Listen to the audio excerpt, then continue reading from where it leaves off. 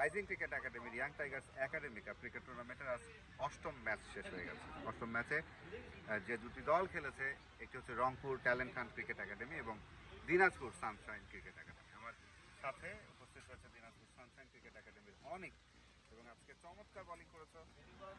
3টি মেডেন, 3টি wicket, 8 over bowling, 11টি run. কেমন ছিল আজকে? আলহামদুলিল্লাহ অনেক ভালো ছিল। উইকেট, মাঠ, যেরকম মানে আমি যেটা করতে চাইছি ওটা করতে পারছি। আলহামদুলিল্লাহ অনেক ভালো লাগছে। এই এজ লেভেল ক্রিকেটে সৈয়দপুরে, দিনাজপুরের বাইরে এসে সৈয়দপুরে এই খেলাটা গত 2 বছর ধরে চলছে, এর আয়োজনটা কেমন লাগছে? আলহামদুলিল্লাহ অনেক ভালো আয়োজন। এটাতে আমাদের এজ লেভেলে অনেক হেল্প হয়। আমাদের সামনে এজ লেভেল আছে, 16 আছে, কারো 14 আছে, কারো 18 আছে। তার জন্য এই টুর্নামেন্টটা ছাড়া এখন এটা খেলে আমাদের ওখানটা বেনিফিট হয় যে এরকম আয়োজন কিন্তু কেউ করে না।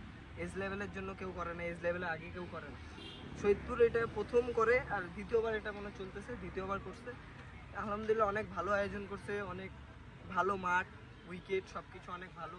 আমরা খেলেও অনেক ভালো ফিল করতেছি। আর এটাতে আমাদের এজ লেভেলের জন্য অনেক বেনিফিট হচ্ছে যে এজ লেভেলে সেমিফাইনালে পৌঁছে গেল সানশাইন ক্রিকেট একাডেমি। এখন দেখতে হবে আগামীকালকের ম্যাচে খেলা যেতে, হয়তো তাদের সাথে খেলাটা পড়বে। কি মনে হয় কত দূর যেতে পারে এবার? ইনশাআল্লাহ চ্যাম্পিয়ন লড়াই তো করবো, চ্যাম্পিয়ন হবো ইনশাআল্লাহ। কারণ দেখা যাক বাকিটা কি হয়। খুব ভালো থাকবেন, অভিনন্দন। দর্শক সবাই ভালো থাকবেন। প্রতিদিন সকাল 9টায় সৈয়দপুর মিনি স্টেডিয়ামে আমাদের রাইজিং ক্রিকেট একাডেমির ইয়াং টাইগার্স একাডেমি কাপ শুরু হচ্ছে প্রতিদিন সকাল 9টায়।